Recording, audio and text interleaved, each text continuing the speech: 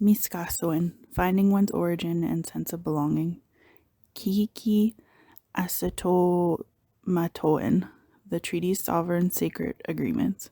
Understanding my relationship with treaty. Exploring treaty relationships is still a very new subject for me. To start with, I needed to understand my own Miskasoin, my identity, where my family came from, and when treaties came into play in their lives. My family originally came from England, Scotland, Holland, and the Austro-Hungarian Empire.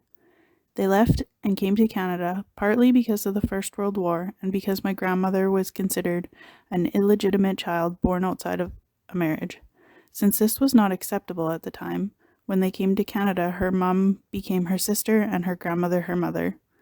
Upon arrival in Canada, they were given land to farm to help with the colonization of the country.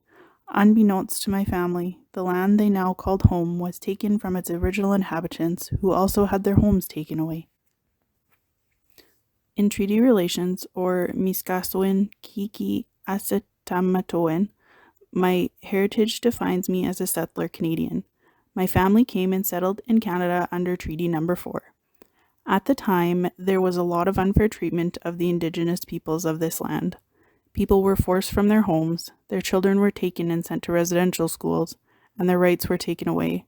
Families were split apart and lost contact with one another, causing them to lose their culture. Children grew up knowing nothing of their history, not knowing who they were. For me, finding my family history was fairly easy. My mom had the knowledge to pass down to me, as she had it passed down to her by her parents, and also passed through the generations. I cannot imagine what it would have been like not knowing who my family was and not having the chance to make the close connections that we still have today. For the Indigenous peoples of Canada, all of this was taken away.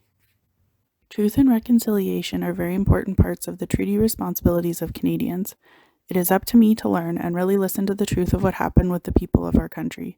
To understand Canadians' current relationship with Indigenous peoples, first we need to understand our past. We must understand that this is a healing process and it takes time and should not be rushed. For me, understanding the past means rewriting all of my current knowledge of Indigenous and settler Canadian relationships. In grade school, I was not taught the truth about what really happened in Canada's past. I have started my journey of erasing all of the knowledge I had thought to be true, but know I still have a long way to go. As a treaty person and as someone who will teach treaty to the future generations of Saskatchewan, it is my responsibility to further my knowledge on the subject and make sure I understand what treaties really mean. This process will include tapwewin, meaning there are a lot of difficult truths to be realized. It is my responsibility to admit to myself and in the open that I have further learning to do. I need to be vulnerable and admit I don't understand all of what happened, and the only way to foster a positive relationship with peoples of other cultures is to keep an open mind and to hear others' stories and realities. Though we cannot change the past, we can strive towards a better future, a future with equity, a future without broken relationships.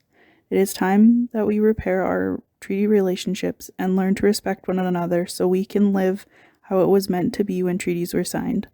Like the two-row wampum, two cultures journeying through life together side by side, not trying to change each other, instead living in harmony, respecting each other's ways.